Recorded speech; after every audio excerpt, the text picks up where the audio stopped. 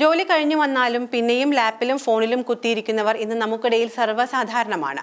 ഇന്നത്തെ ആധുനിക ലോകത്ത് തൊഴിൽ സംസ്കാരം മാറിയപ്പോൾ തൊഴിലുടമകൾ ജീവനക്കാരുടെ ഒഴിവു സമയങ്ങളിലേക്ക് കടന്നുകയറുന്നത് വർദ്ധിച്ചു വരുമ്പോൾ പുതിയ ബില്ലുമായി ലോക്സഭയിൽ എത്തിയിരിക്കുകയാണ് NCP MP സുപ്രിയ സുലെ. നേരത്തെ തന്നെ ഈ വെല്ലുവിളി പ്രതിരോധിക്കാൻ ഫ്രാൻസ്, പോർച്ചുഗൽ, ഓസ്ട്രേലിയ പോലുള്ള രാജ്യങ്ങളിൽ നിലവിലുള്ള റൈറ്റ് ടു ഡിസ്കണക്ട് ബിൽ ഇപ്പോൾ അവതരിപ്പിച്ചിരിക്കുകയാണ് നമ്മുടെ ലോക്സഭയിലും. ഇതൊരു സ്വകാര്യ ബില്ലാണ്. തൊഴിൽ സമയത്തിന് ശേഷമുള്ള ജോലിയുമായി ബന്ധപ്പെട്ട കോളുകൾക്കും ഇമെയിലുകൾക്കും മറുപടി നൽകാതിരിക്കാൻ ജീവനക്കാർക്ക് അവകാശം നൽകാനാണ് ഈ ബിൽ ലക്ഷ്യമിടുന്നത്. ഇതിനു മുൻപ് 2018 സമാനമായ ഒരു ബിൽ അവതരിപ്പിച്ചിരുന്നു. എന്തൊക്കെയാണ് ബില്ല് ആവശ്യപ്പെടുന്നത്? ജോലി കഴിഞ്ഞ് തൊഴിലുടമയ്ക്ക് ബന്ധപ്പെടാമെങ്കിലും ജീവനക്കാരന് പ്രതികരിക്കാതിരിക്കാൻ അവകാശമുണ്ട്. അച്ചടക്ക നടപടി നേരിടേണ്ടിയും വരില്ല. ജോലി കഴിഞ്ഞും അവധിയിലും ഔദ്യോഗിക കോളുകളും ഇമെയിലുകളും ഒഴിവാക്കാനുള്ള അവകാശം ഉറപ്പിക്കാൻ ഒരു ജീവനക്കാരുടെ ക്ഷേമ അതോറിറ്റി സ്ഥാപിക്കണം. ജോലി കഴിഞ്ഞുള്ള ഡിജിറ്റൽ ആശയവിനിമയ ഉപകരണങ്ങൾ ഉപയോഗത്തെക്കുറിച്ച് ആഴത്തിലുള്ള പഠനം നടത്താൻ അതോറിറ്റിക്ക് നിർദ്ദേശം നൽകണം. 10 ജീവനക്കാരിൽ കൂടുതലുള്ള കമ്പനികൾ ജോലി സമയം കഴിഞ്ഞുള്ള ജോലിയുടെ നിബന്ധനകൾ ജീവനക്കാരുമായോ യൂണിയനുകളുമായോ ചർച്ച ചെയ്ത് തീരുമാനിക്കണം. ഇത്തരം ജോലികൾക്ക് സാധാരണ വേതന നിരക്കിൽ ഓവർ ടൈം ലഭിക്കാനും അർഹതയുണ്ടായിരിക്കണം. തൊഴിൽ ജീവിത സന്തുലനം നിലനിർത്താൻ കമ്പനികളുമായി ആലോചിച്ച് സർക്കാർ കൗൺസിലിംഗ് സേവനങ്ങളും ഡിജിറ്റൽ ഡിറ്റോക്സ് സെന്ററുകളും സ്ഥാപിക്കണം.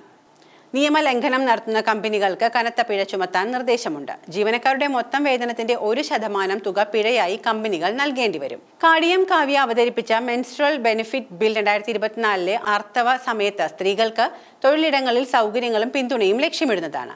ഇതിന് നിയമപരമായ ചട്ടക്കൂട് നൽകുന്നതാണ് ബില്ല്. ശംഭവി ചൗധരി അവതരിപ്പിച്ച ബിൽ ജോലി ചെയ്യുന്ന സ്ത്രീകൾക്കും വിദ്യാർത്ഥിനികൾക്കും ശമ്പളത്തോടു കൂടിയ ആർത്തവ അവധി, ശുചിത്വ ആരോഗ്യ സൗകര്യങ്ങൾ എന്നിവ ഉറപ്പാക്കുന്നു. ഇനി മറ്റൊരു ബില്ലിനെ പറ്റി പറയുന്നത് ബിരുദതല മെഡിക്കൽ പ്രവേശനത്തിനുള്ള നീറ്റിൽ നിന്ന് തമിഴ്നാടിനെ ഒഴിവാക്കാനുള്ള ഒരു ബിൽ കോൺഗ്രസ് MP മാണിക്യം ടാഗോറും അവതരിപ്പിച്ചിട്ടുണ്ട് എന്നുള്ളതാണ്. ഇന്ത്യയിൽ വധശിക്ഷ നിർത്തലാക്കുന്നതിനുള്ള ഒരു bill DMK MP Kanimozhi Karunanidhi അവതരിപ്പിച്ചിട്ടുണ്ട്. വധശിക്ഷ എടുത്തു കളയണമെന്ന് ആവർത്തിച്ച ആവശ്യമുയർന്ന സാഹചര്യത്തിലാണ് കനിമൊഴിയുടെ ഈ നീക്കം. സർക്കാർ നിയമനിർമ്മാണം ആവശ്യമുള്ള വിഷയങ്ങളിൽ ലോക്സഭ, രാജ്യസഭ അംഗങ്ങൾക്ക് ബില്ലുകൾ കൊണ്ടുവരാം. എന്നാൽ സർക്കാർ പ്രതികരണത്തിന് ശേഷം മിക്കവാറും പിൻവലിക്കുകയാണ് പതിവ്. സുപ്രിയ സുലെ അവതരിപ്പിച്ച ബിൽ ജീവനക്കാരുടെ ഒരു ക്ഷേമ അതോറിറ്റി സ്ഥാപിക്കുക, ഔദ്യോഗിക സമയം, അവധി ദിവസങ്ങൾ എന്നിവയ്ക്ക് ശേഷം ജോലി സംബന്ധമായ ആശയവിനിമയങ്ങളിൽ നിന്ന് വിട്ടുനിൽക്കാനുള്ള അവകാശം നൽകുക എന്നിവയാണ് ആവശ്യപ്പെടുന്നത്. ജോലി സമയം കഴിഞ്ഞും നിരന്തരം സമയം ഇതിനായി ചിലവഴിക്കേണ്ടി വരുന്നത് ആരോഗ്യപരമായ വെല്ലുവിളിയാണ് എന്ന് പഠനങ്ങൾ പറയുന്നുണ്ട്. ഇത്തരത്തിൽ രാപ്പകൽ ലഭ്യമാകേണ്ടി വരുന്ന ജീവനക്കാർക്ക് ഉറക്കമില്ലായ്മ, മാനസിക പിരിമുറുക്കം, വൈകാരിക ക്ഷീണം പോലുള്ള അമിത ജോലിയുടെ അപകട സാധ്യതകൾ ഉണ്ട് എന്ന് പഠനങ്ങൾ പറയുന്നതായി ഈ ബില്ലിൽ പരാമർശിക്കുന്നുണ്ട്. കോളുകൾക്കും ഇമെയിലുകൾക്കും നിരന്തരം പ്രതികരിക്കാനുള്ള പ്രേരണ, അതായത് ടെലിപ്രഷർ, അവധി ദിവസങ്ങളിൽ പോലും ഇവ പരിശോധിക്കുന്നത് ജീവനക്കാരുടെ തൊഴിൽ ജീവിത സന്തുലനം തകർക്കുന്നു.